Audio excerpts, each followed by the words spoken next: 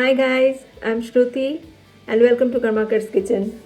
So Diwali, we all know it's a festival of lights, but it's not only about lighting candles, diyas, firecrackers, but it's also about making sweets and sharing them with our loved ones, family members and neighbors.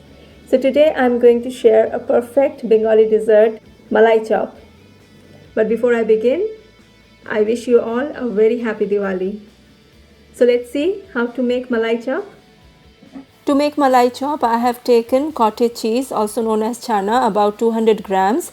This chana is absolutely fresh and homemade. It has perfect moisture content.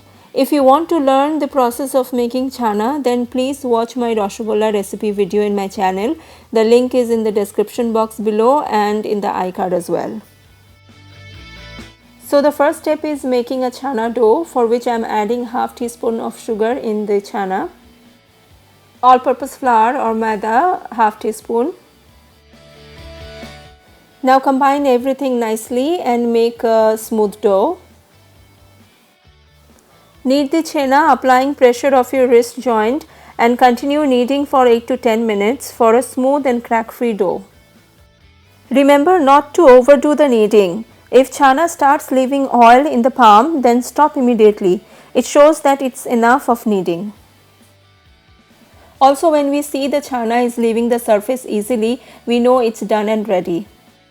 Now it's time to get equal portions of chana chops. Number of chops depends on the size of the chana balls. With this much quantity of cottage cheese, one can easily get 10 rasgulla balls or chops. But I'm gonna make only 6 chops so that it looks bigger and better. I have given it a long cylindrical shape. This way it's easy to get equal portions. We can make round malai chops as well. Once all the equal portions are ready, it's time to give them a shape. So roll each portion into a small cylindrical shaped chop. And here is the first one ready. The steps involved in malai chops are similar to rasgulla, only difference is that malai chop is a cream-filled sweet dish. And here is another one ready. Repeat the process and finish off making all the chops. Chops are done and ready. Now it's time to boil them in a sugary syrup, for which I am adding 1 cup of sugar in a deep bottomed pan or pot and add 4 cups of water. We need a thin syrup for boiling the chops. Dissolve the sugar completely. 1 cup of sugar is just enough for this recipe. However, you can add another half a cup to add extra sweetness.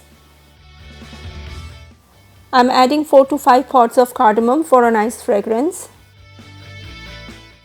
Now bring it to complete roll boil. Remember, we are not reducing the syrup here. Once it comes to a complete roll boil, add the chana chops one by one. Add them gently.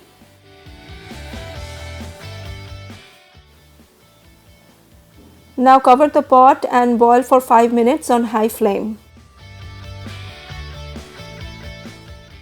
After 5 minutes, remove the cover and turn the chops upside down.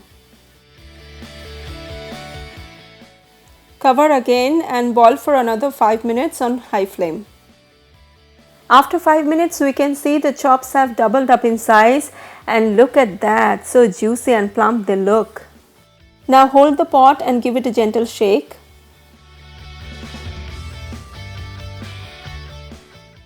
We are not done yet guys, we need to boil them for another 10 minutes without cover on medium flame.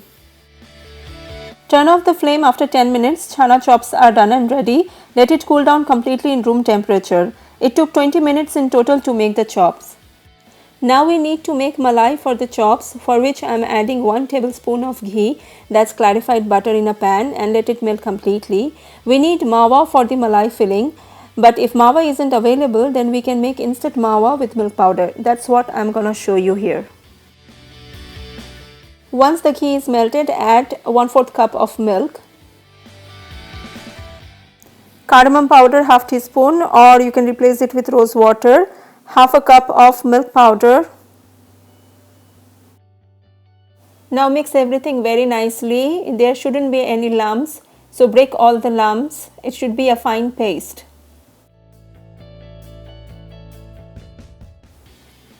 Now I am adding fresh cream, about 2 teaspoons. Stir and keep the flame between medium to low. Now I am adding 1.5 teaspoon of sugar. Continuous stirring is important as the malai may get more thicker than required. Now here I am adding yellow food color mixed with 2 teaspoons of milk. Alternatively, you can add saffron milk to get a nice yellow color and nice flavor. The malai has thickened quite a lot and soon it's gonna leave the surface. It has turned into a nice smooth paste. Now take it off the flame before it gets harder. Now once everything is done and arranged, it's time to fill in the malai. So take one chop out from the syrup and flatten it and squeeze gently to remove excess syrup. Now make a cut from one end. Here I am keeping the other end sealed. I want to show you the inside texture. Just see how perfect is this long rasgulla or chana chop. Now get some malai and stuff it inside the cut. Do not leave any gap and level nicely.